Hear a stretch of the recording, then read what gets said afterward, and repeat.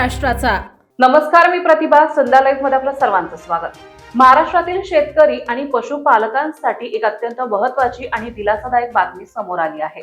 राष्ट्रीय पशुधन अभियानाअंतर्गत राज्यात पशुधन विमा योजना राबवण्यास शासनाने प्रशासकीय आणि वित्तीय मान्यता दिली आहे। हवामानातील बदल, नैसर्गिक आपत्ती आणि साथींच्या रोगांमुळे होणाऱ्या पशुधनाच्या मृत्यूपासून पशुपालकांना आर्थिक संरक्षण देणे हा या योजनेचा मुख्य उद्देश आहे। पर्यावरण आणि पशुसंवर्धन मंत्री पंकजा मुंडे यांनी या योजनेबाबत महत्त्वाची माहिती दिली आहे।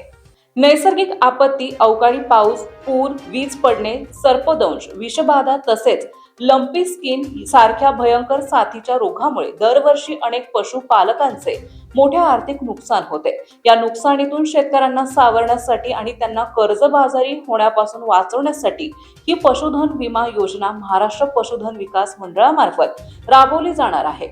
या योजनेत एका कुटुंबातील कमाल 10 पशुधन घटकांपर्यंत विमा संरक्षण मिळणार आहे। या योजनेअंतर्गत दुधाळ गायीसाठी कमाल 70,000, म्हशींसाठी 80,000, बैलांसाठी 70,000, रेड्यांसाठी 80,000 आणि शेळी मेंढीसाठी 7,000 रुपयांपर्यंतचे विमा संरक्षण दिले जाईल। विशेष म्हणजे या विम्याच्या प्रीमियम पैकी 85% रक्कम शासन अनुदान म्हणून देणार असून पशुपालकांना केवळ 15% रक्कम भरावी लागणार आहे।